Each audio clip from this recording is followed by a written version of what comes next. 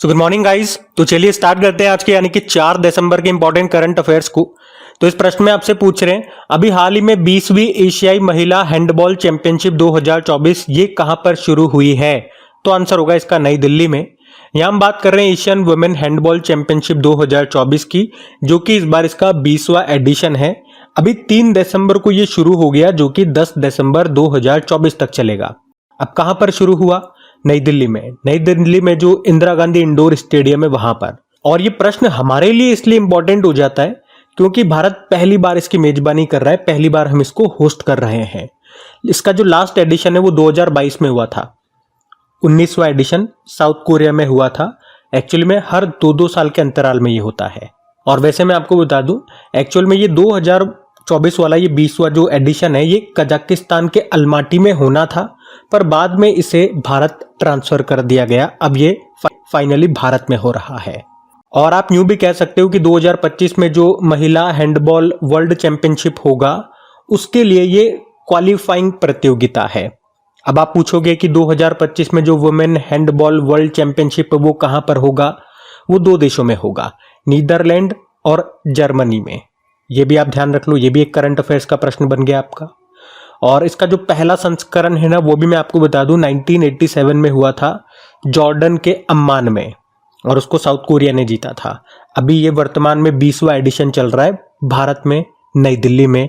ये हमारा current affairs का प्रश्न है। बाकी पीछे की सारी जानकारी भी मैंने आपको जो इंपॉर्टेंट है वो दे दी है कि लास्ट एडिशन कब हुआ था, पहला एडिशन कब हुआ था, ये सब।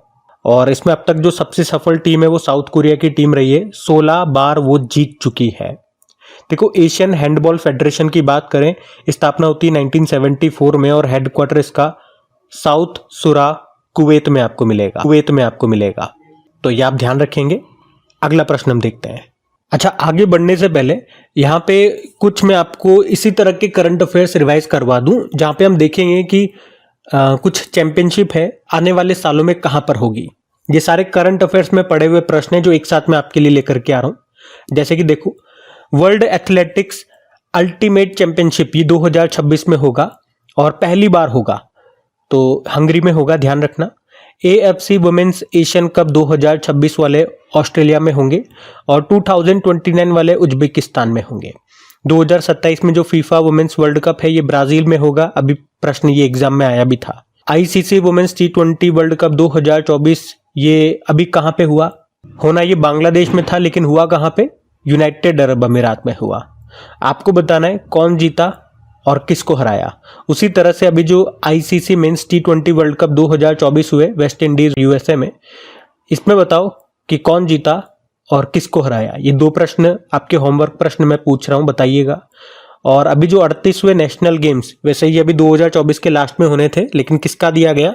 2025 के स्टार्टिंग में होंगे। अब ये उत्तराखंड में होंगे, ये याद रखना। और 2025 में जो BWF world junior badminton championship है ये गुवाहाटी में होगा। वर्ल्ड एथलेटिक्स चैंपियनशिप 2027 में जो होंगे वो बीजिंग चाइना में होंगे। और थॉमस कप और उबेर कप 2026 वाला जो है ये डेनमार्क में होगा। अभी जो हुआ था उसको चाइना ने जीता था। थॉमस कप ये पुरुषों का बैडमिंटन टूर्नामेंट है और उबेर कप महिलाओं का बैडमिंटन टूर्नामेंट है। अभी जो 2024 में हुए थे दोनों को किसने जीता? चाइना ने जीता, इंडोनेशिया को हराया दोनों में ही। ये आप ध्यान रखना। ये सारे इंपॉर्टेंट प्रश्न मार्क कर लेना। ये आने वाले जो इवेंट्स हैं वहां पे हमने चर्चा की है कि कौन से कहां पे होंगे। अगला प्रश्न हम देखते हैं। फिर अगले में पूछ रहे हैं कि विश्व समुद्री प्रौद्योगिकी सम्मेलन 2024 का आयोजन ये कहाँ पे होगा? तो ये चेन्नई में होगा। इंग्लिश में बोलोगे तो वर्ल्ड मैरीटाइम टेक्नोलॉजी कॉन्फ्रेंस 2024। ये हर 3 साल में होता है, तो इस बार ये हो रहा है 2024 में, भारत में हो रहा है। भारत में भी कहाँ? चेन्नई में। आज यानी कि 4 दिसंबर को ये शुरू होगा, जो 6 दिसंबर तक चलेगा। याद रखना, सिंपल सा, कहाँ पे? चेन्नई में। अब यहाँ पे कुछ इंपॉर्टेंट समिट्स में आपको रिवाइज कराऊंगा 2024 में जो हमने पढ़े, लेकिन उससे पहले कुछ मिलते जुलते इस तरह के प्रश्न हैं मैं लेकर के आया हूं आपके लिए। जैसे कि राष्ट्रीय समुद्री दिवस, नेशनल मैरीटाइम डे 5 अप्रैल को होता है। विश्व समुद्री दिवस, वर्ल्ड मैरीटाइम डे। समुद्र लक्ष्मण अभ्यास भारत और मलेशिया के बीच में होता है। और समुद्र शक्ति अभ्यास पूछेंगे तो भारत और इंडोनेशिया के बीच में होता है। तो मिलते जुलते हैं, ध्यान रखना। अच्छा, भारत का पहला मानव युक्त महासागर मिशन जिसमें हम समुद्र के अंदर जाएंगे, उस मिशन का नाम क्या है? समुद्रयान मिशन है, ये ध्यान रखना। अब कुछ समिट्स, कुछ सम्मेलन मैंने आपको बोला रिवाइज करवाऊंगा, तो देखो एआई सुरक्षा पर अभी दूसरा सम्मेलन हुआ था साउथ कोरिया के सियोल में। वर्ल्ड फ्यूचर एनर्जी समिट हुआ यूनाइटेड अरब अमीरात में। वर्ल्ड सस्टेनेबल डेवलपमेंट समिट हुआ नई दिल्ली में। फर्स्ट न्यूक्लियर एनर्जी समिट हुआ ब्रुसेल बेल्जियम में। नवा रायसीना डायलॉग का आयोजन हुआ नई दिल्ली में, जिसमें चीफ गेस्ट से ग्रीस के प्रधानमंत्री किर्याकोस मित्सोताकिस। पहला digital India future skill summit हुआ गुवाहाटी में। 7वां हिंद महासागर सम्मेलन पर्थ ऑस्ट्रेलिया में हुआ। विश्व सरकार सम्मेलन 2024 हुआ दुबई में। और भारत ने यूनेस्को के विश्व धरोहर समिति की अभी अध्यक्षता की थी। 46 नंबर का सेशन था, नई दिल्ली में हुआ। Vibrant Gujarat global trade show ये हुआ गांधीनगर में। नवा अंतर्राष्ट्रीय विज्ञान महोत्सव हुआ फरीदाबाद में। 27वां राष्ट्रीय युवा महोत्सव नासिक में हुआ। और पहला Bharat steam boiler expo Guwahati में हुआ। और कृषि अर्थशास्त्रियों का 32वां अंतर्राष्ट्रीय सम्मेलन ये नई दिल्ली में हुआ, और भारत ने दूसरी बार इसको होस्ट किया था। तो यहाँ पे ये 14 इंपॉर्टेंट समिट्स हमने और रिवाइज किए, तो इनको भी ध्यान में रखना। अगला प्रश्न देखते हैं। फिर अगले प्रश्न में पूछ रहे हैं, अभी हाल ही में अंतर्राष्ट्रीय विकलांग दिवस कब मनाया गया? तो आंसर होगा 3 दिसंबर को। तो हर साल 3 दिसंबर को अंतर्राष्ट्रीय विकलांग दिवस यानी कि international day of persons with disabilities के रूप में मनाया जाता है। मनाने का उद्देश्य विकलांगता के मुद्दों की समझ को बढ़ाना, विकलांग व्यक्तियों के सम्मान और अधिकारों की वकालत करना और उनकी भलाई के लिए समर्थन जुटाना। थीम भी है समावेशी और टिकाऊ भविष्य के लिए विकलांग व्यक्तियों के नेतृत्व को बढ़ावा देना। आपको 2 पॉइंट और बता दूं कि अंतर्राष्ट्रीय विकलांग वर्ष ये मनाया गया था 1981 को, और संयुक्त राष्ट्र विकलांग व्यक्ति दशक ये मनाया गया था 1983 से 1992 तक को। और अभी 3 दिसंबर को याद रखना अंतर्राष्ट्रीय विकलांग दिवस हम मना रहे हैं। अभी दिसंबर में कौन कौन से दिवस हमने मनाए? देखो 1 दिसंबर को बीएसएफ ने अपना 60वां स्थापना दिवस मनाया था, और 1 दिसंबर को ही वर्ल्ड एड्स डे होता है। 2 दिसंबर को 2 दिवस मनाए, तो विश्व कंप्यूटर साक्षरता दिवस और अंतर्राष्ट्रीय गुलामी उन्मूलन दिवस। और अभी ये 3 दिसंबर को मनाया, तो ये तीनों ध्यान रखना। और आगे जब भी डेज आएंगे बार बार मैं आपको स्टार्टिंग से ही 1 दिसंबर से ही रिवाइज कराऊंगा, मतलब महीना एंड होते होते ये इतनी बार मैं आपको रिपीट रिवाइज करवा दूंगा कि आपको ये याद होने लगेंगे। लेकिन आप कोशिश करें मेरे साथ साथ बोलने की, तो ये आपको अच्छी तरह से और लंबे समय तक याद रहे। ठीक है, अगला प्रश्न हम देखते हैं। फिर अगले में पूछ रहे हैं, हाल ही में किसने ब्लाइंड T20 वर्ल्ड कप का खिताब जीता है? तो आंसर होगा पाकिस्तान ने। देखो ब्लाइंड T20 वर्ल्ड कप की हम बात कर रहे हैं। इसका आयोजन अभी 23 नवंबर को हुआ और 3 दिसंबर को ये समाप्त हो गया। कहाँ पे हुआ? ये पाकिस्तान में ही हुआ, और इसको पाकिस्तान ने जीत लिया है। पहली बार पाकिस्तान ने इसको जीता है। यहाँ पे पाकिस्तान ने किसे हराया? तो याद रखेंगे बांग्लादेश को हराया है। किसकी बात कर रहे हैं? ब्लाइंड T20 वर्ल्ड कप की याद रखना, पाकिस्तान में हुआ, पाकिस्तान ने ही जीता और बांग्लादेश को हराया। अच्छा, इसी तरह से क्रिकेट के कुछ और टूर्नामेंट अभी हुए, मैं आपको रिवाइज कराऊं। देखो अभी जो नवा वुमेन्स एशिया कप 2024 हुआ श्रीलंका में, उसको श्रीलंका ने जीता था, भारत को हराया था। अभी नवा ICC men's T20 world cup 2024 West Indies USA में हुआ, ये भारत ने जीत लिया साउथ अफ्रीका को हरा करके। ये वैसे पीछे मैंने आपसे पूछा भी था, और ये भी पूछा था अभी नवा ICC women's T20 world cup 2024 जो यूनाइटेड अरब अमीरात में हुआ, उसको न्यूजीलैंड ने जीत लिया, साउथ अफ्रीका को हराया। अब जो 2025 में मेंस एशिया कप होंगे भारत में होंगे, T20 फॉर्मेट में होंगे, ये याद रखना। और 2027 में जो मेंस एशिया कप होंगे वो बांग्लादेश में होंगे, वो वनडे फॉर्मेट में होंगे। अभी रणजी ट्रॉफी का आयोजन हुआ था, उसको मुंबई ने जीता, विदर्भ को हराया था। और ईरानी कप जो अभी हुआ उसको मुंबई ने जीता, शेष भारत को हराया है। और एशियन क्रिकेट काउंसिल के अगले साल नए अध्यक्ष बन जाएंगे मोहसिन नकवी, इनका नाम है, मैंने ऑलरेडी आपको बता दिया। जब ये पद संभालेंगे तब भी मैं आपको बताऊंगा। और आईसीसी के नए अध्यक्ष बन चुके हैं जय शाह, ग्रेग बार्कले को रिप्लेस कर दिया। आईसीसी के सबसे युवा यंगेस्ट चेयरमैन ये बन गए हैं, तो ये सब ध्यान में रखना। अगला प्रश्न देखते हैं। फिर अगले में पूछ रहे हैं कि तेलंगाना सरकार ये रायतु भरोसा योजना में प्रति किसान कितने की वार्षिक सब्सिडी देगी? तो आंसर होगा 15,000 रुपए। तो योजना का नाम है रायतु भरोसा योजना। तेलंगाना सरकार इसको शुरू करेगी और इसमें हर किसान को 15,000 रुपए की वार्षिक यानी कि ईयरली सब्सिडी दी जाएगी। कितने रुपए ये याद रखना, 15,000 रुपए। और इस योजना को रायतू बंधु योजना के स्थान पर लाया जा रहा है। रायतू बंधु योजना में 10,000 रुपए दिए जाते थे और इसमें 15,000 रुपए दिए जाएंगे, ये भी मैंने आपको बता दिया। अब बात तेलंगाना की है तो ले चलता हूं आपको तेलंगाना। ये रहा मेरे पास तेलंगाना। देखो कैपिटल हैदराबाद है, मुख्यमंत्री रेवंत रेड्डी और गवर्नर है जिष्णु देव वर्मा। तेलंगाना आप जानते हो ये आंध्र प्रदेश से अलग होकर के नया राज्य बना था कब, 2 जून 2014 को। यहाँ का राजकीय पक्षी भारतीय रोलर है, इंडियन रोलर। पशु है जिंका जो कि एक हिरण है। वृक्ष है जम्मी चेट्टू। पुष्प है तांगेदू। बाकी कुछ करंट अफेयर्स के और प्रश्न मैं आपको यहाँ से रिवाइज कराऊं तो कानुमा त्योहार मनाया जाता है यहाँ पे। बथुकम्मा त्योहार बड़ा इंपॉर्टेंट एग्जाम में पूछा जा चुका है ये, जिसे फूलों का त्योहार भी कहते हैं। अभी लेटेस्ट भी पूछा गया था 2024 में।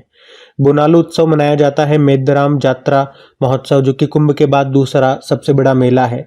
अलाई बलाई महोत्सव अभी मनाया गया है यहीं पे। आपको याद है अभी इंडिया ट्रेवल अवार्ड्स में बेस्ट एयरपोर्ट का अवार्ड मिला था राजीव गांधी इंटरनेशनल एयरपोर्ट को, ये हैदराबाद में है। और स्वास्थ्य मंत्रालय के अनुसार शवदाताओं के अंगदान में टॉप राज्य जो है वो तेलंगाना रहा। टाइम मैगजीन 2024 के विश्व के सबसे महान स्थानों की सूची में 3 भारतीय स्थानों को चुना गया था, जिसमें एक हिमाचल प्रदेश से, एक मुंबई से था और एक हैदराबाद में मनम चॉकलेट फैक्ट्री है। टीबी मुक्त नगर पालिकाओं के लिए स्वास्थ्य नगरम परियोजना यहाँ शुरू हुई। राजीव गांधी सिविल्स अभ्यस्तम योजना शुरू हुई। और उत्तर पूर्वी राज्यों पर केंद्रित पहला भारतीय कला महोत्सव ये सिकंदराबाद में हुआ, जिसका उद्घाटन प्रेसिडेंट द्रौपदी मुर्मू ने किया।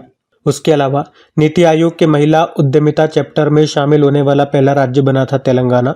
जाति सर्वेक्षण करने वाला ये तीसरा राज्य बना बिहार और आंध्र प्रदेश के बाद।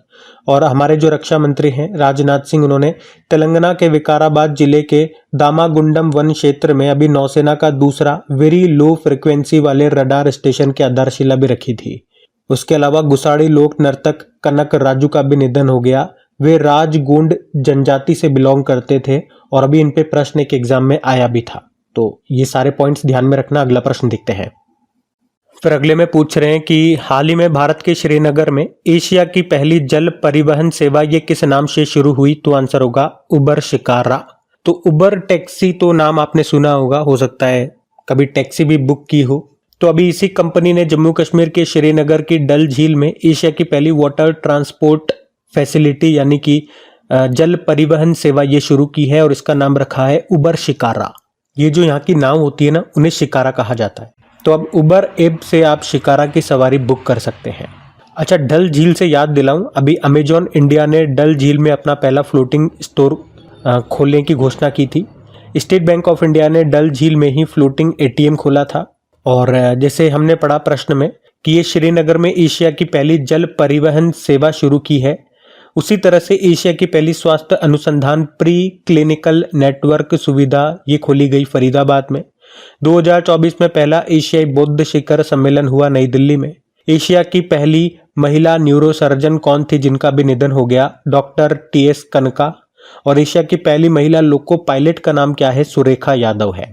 तो ये भी कुछ इंपॉर्टेंट प्रश्न है, ध्यान में रखना। अगला प्रश्न देखते हैं।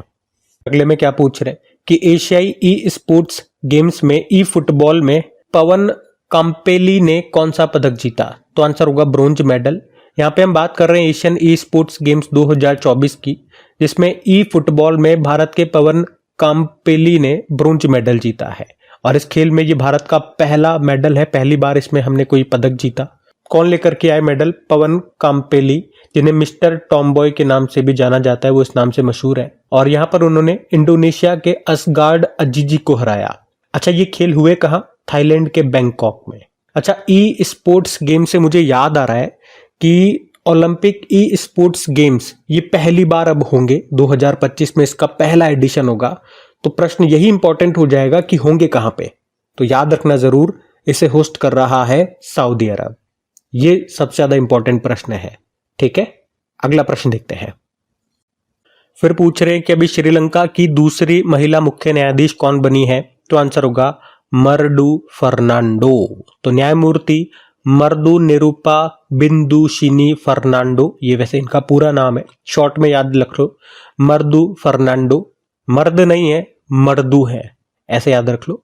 और अभी श्रीलंका की ये दूसरी महिला चीफ जस्टिस बन गई हैं। वैसे ये नंबर में देखोगे तो 48 नंबर की है, लेकिन महिलाओं में दूसरी महिला है। अभी श्रीलंका के जो प्रेसिडेंट है अनुरा कुमारा दिसानायके, उन्होंने इनको शपथ दिलाई है। और अगर ये दूसरी महिला हैं तो आप कह सकते हो पहली कौन थी, तो शिरानी भंडारनायके। तो शिरानी भंडारनायके के बाद चीफ जस्टिस बनने वाली ये श्रीलंका की दूसरी महिला मुख्य न्यायाधीश बनी है। और वैसे अभी किनके स्थान पे ये आई हैं, जयंता जयसूर्या के स्थान पे, जो कि अभी रिटायर्ड हो गए। इतना डीप में हमको नहीं जाना, दूसरे देशों की हम बात कर रहे हैं तो सिंपल सा अपॉइंटमेंट आप याद रखो कि अभी श्रीलंका में जो दूसरी महिला चीफ जस्टिस बनी उनका नाम क्या है, तो वो मर्द नहीं है, वो मर्दू है, ऐसे याद रख लो, मर्दू फर्नांडो उनका नाम है। बाकी ऑप्शन देखो, हरिनी अमरसूर्या, ये भी श्रीलंका की तीसरी महिला प्रधानमंत्री बनी थी। और प्रेसिडेंट तो आपने देख ही लिया कौन है, अनुरा कुमारा दिसानायके।